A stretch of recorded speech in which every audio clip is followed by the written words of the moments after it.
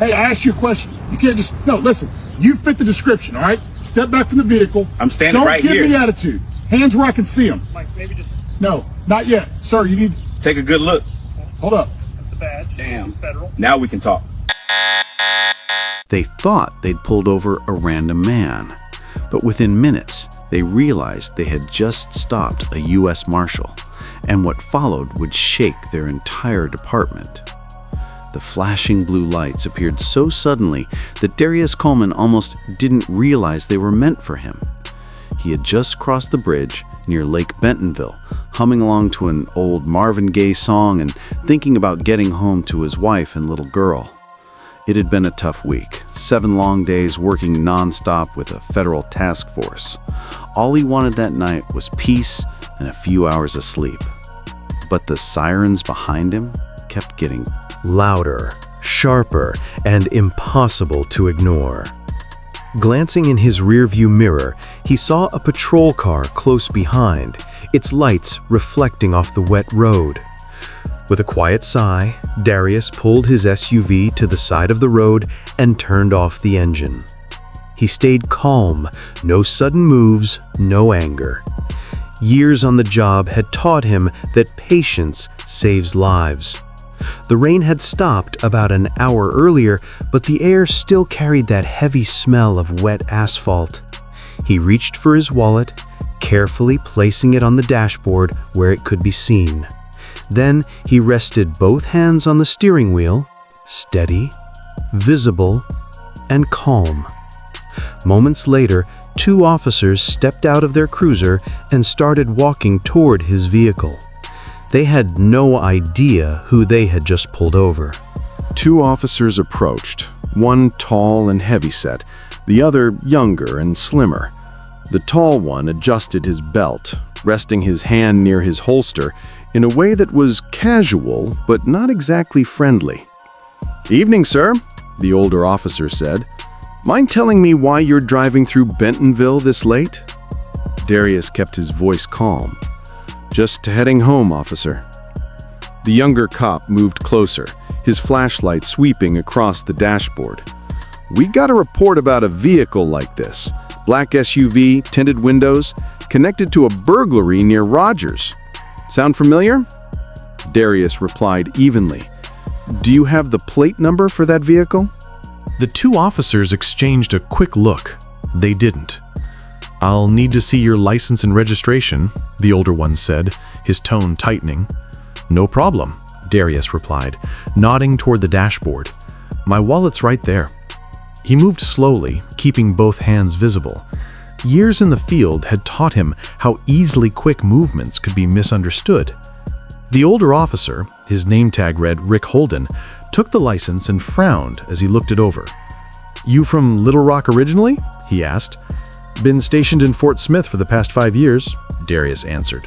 Holden's eyes narrowed slightly. "What's your business there?" Darius met his gaze. "Law enforcement?" That response only seemed to make things worse. The younger officer, Cole Turner according to his badge, started circling the Tahoe, shining his flashlight across the tinted windows. Rick leaned in a little closer. "Law enforcement, huh? You got any ID to prove that?" Darius kept his voice steady. "I do. But before I hand it over, I'd like to know the reason for this stop." Rick's brows pulled together. "Don't get smart with me, sir. Step out of the vehicle." Darius didn't move.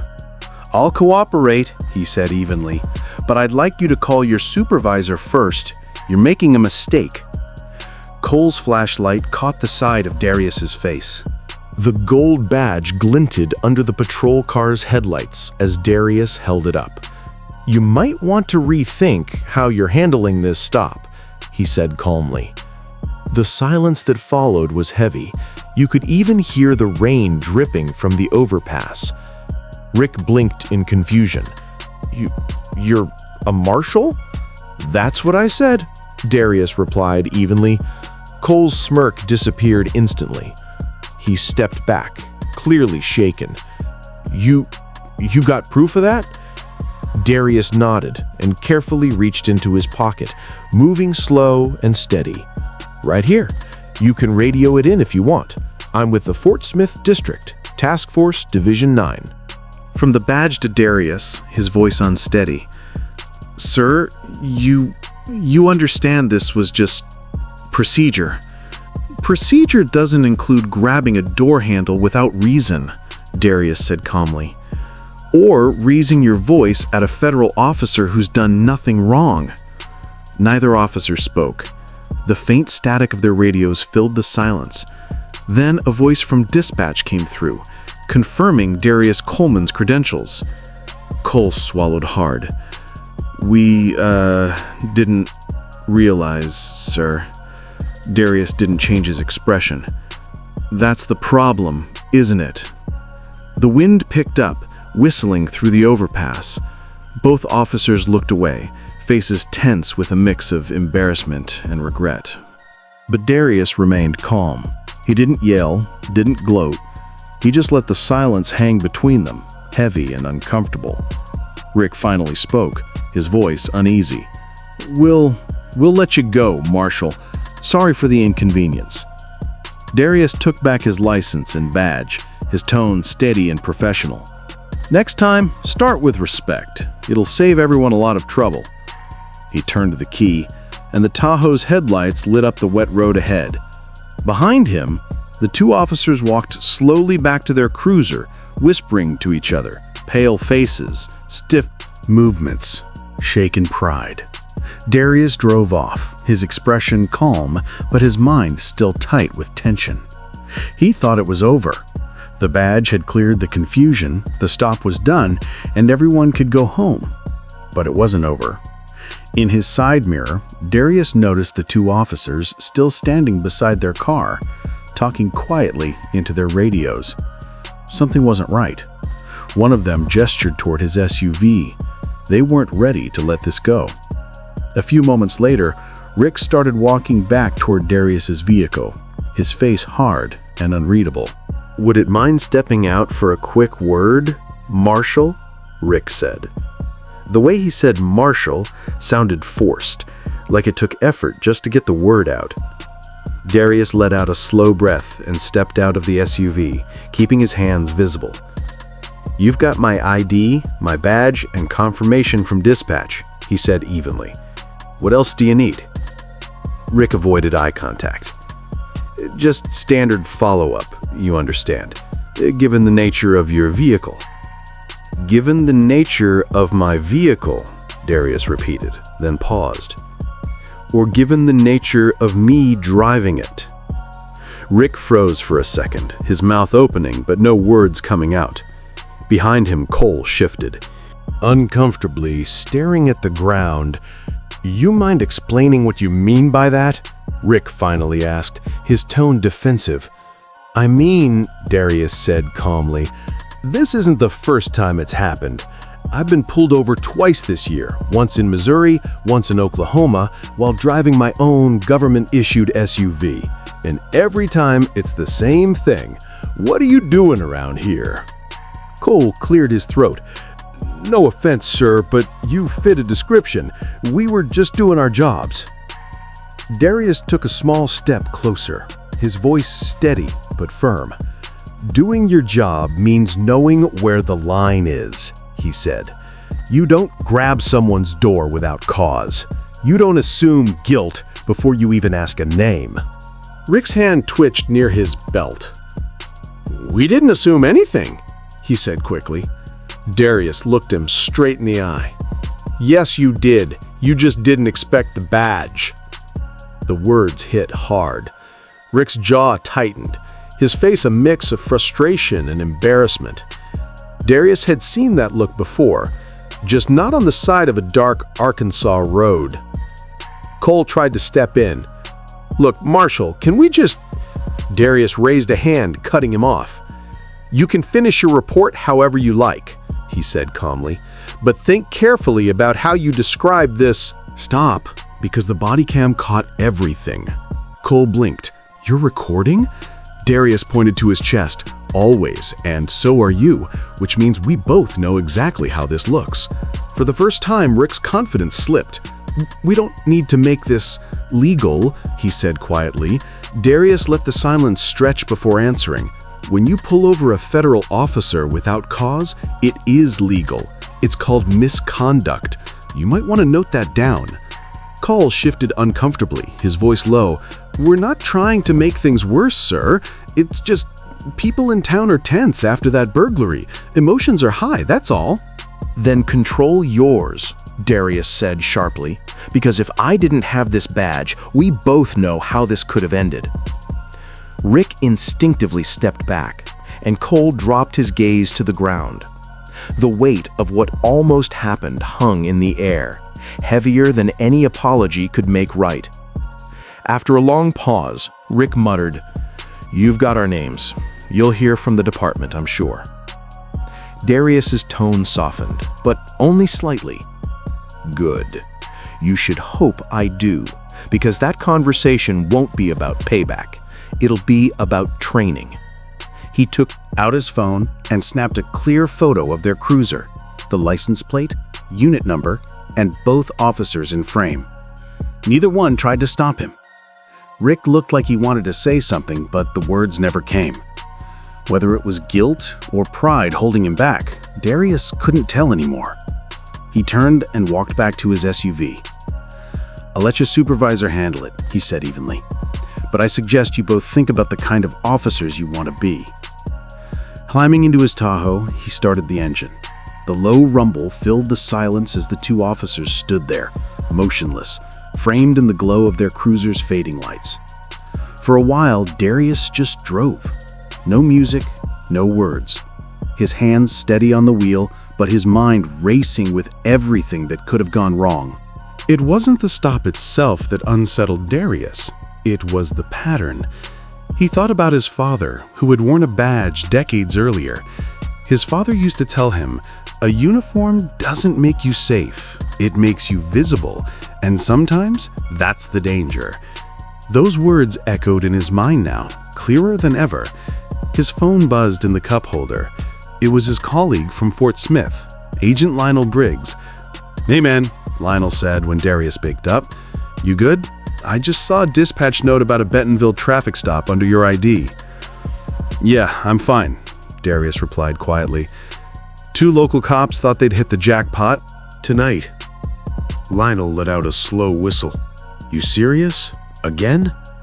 "Yeah," Darius said. "But this one's different. This time, I've got footage, and so do they."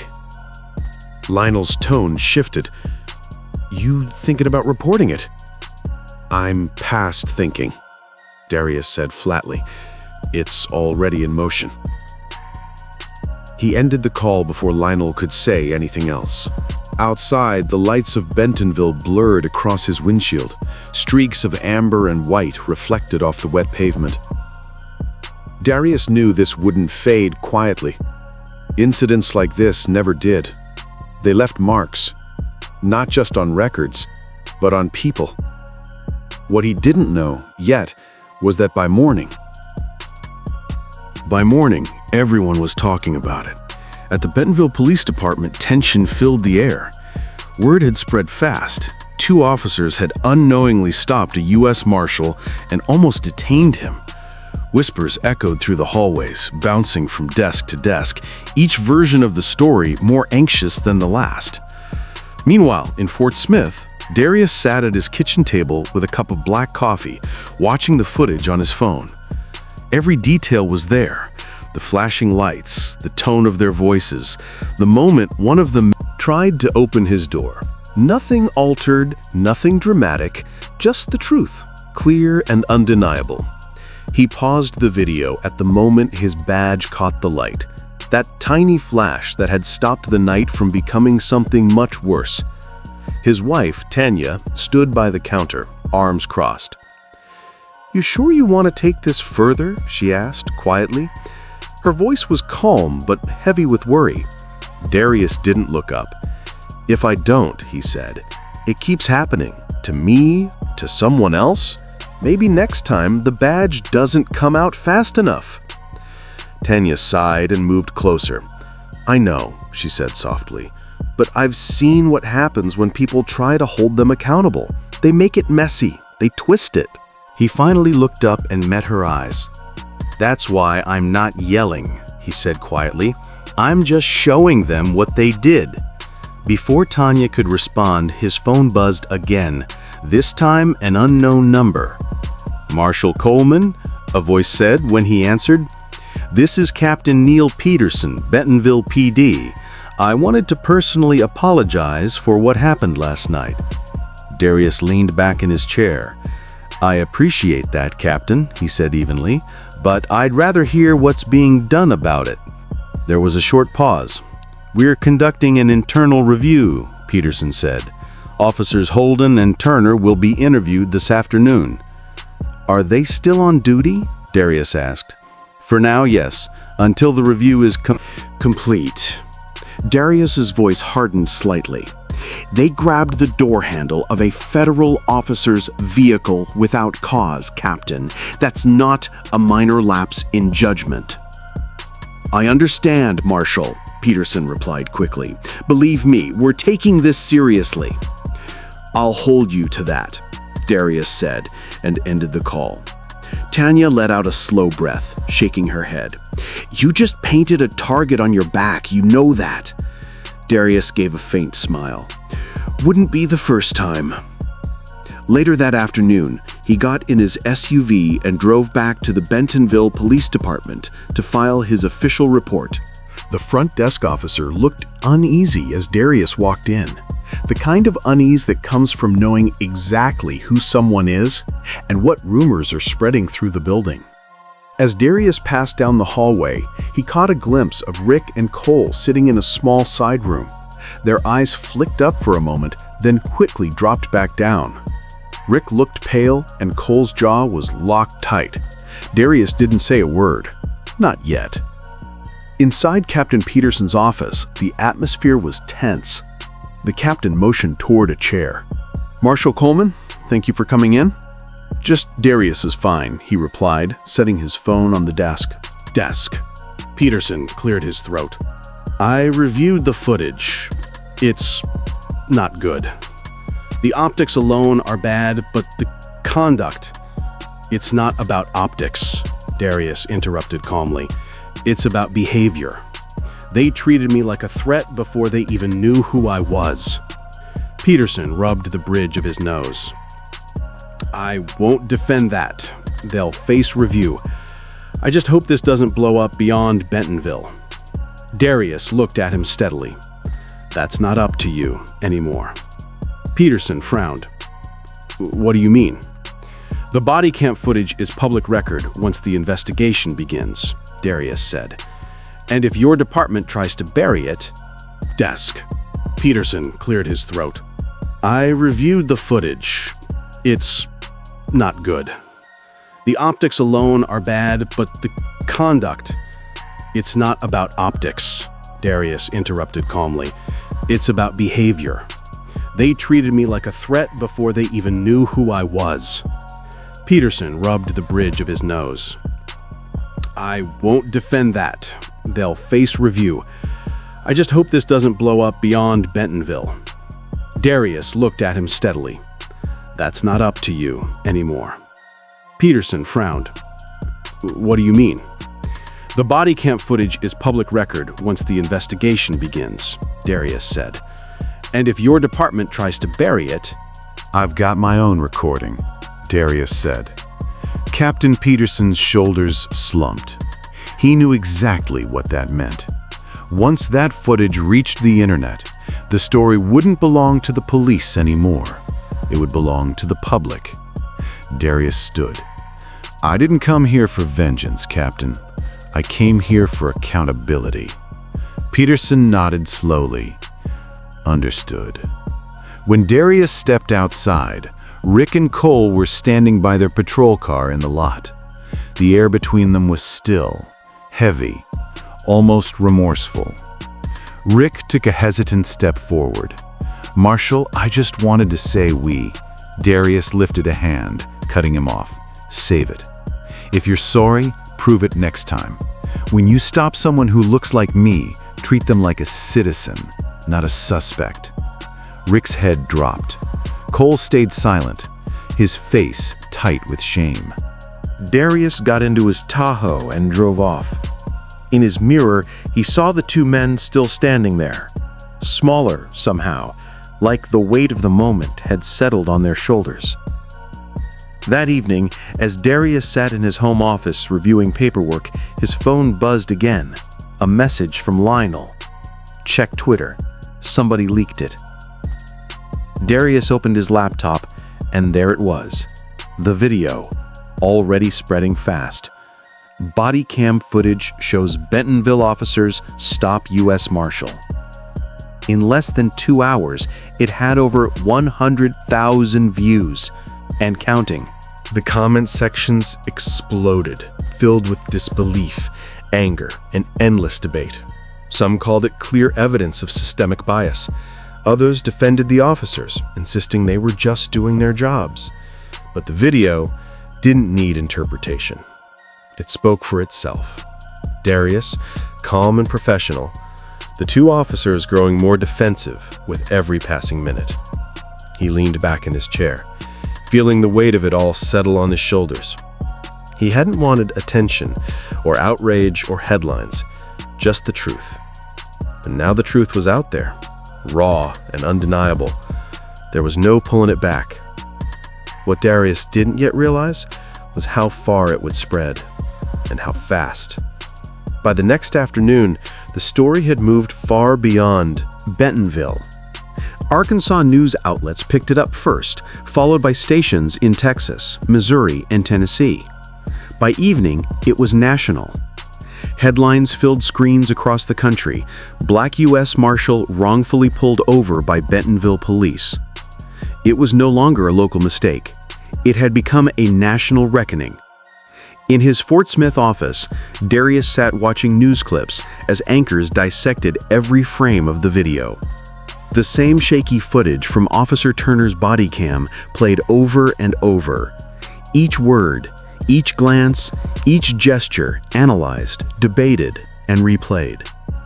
Then, one clip paused on the exact moment the gold badge caught the light from the cruiser's headlights. "You might want to rethink how you're handling this stop," Darius said evenly. Silence. Rick blinked. You're a marshal?" "That's what I said."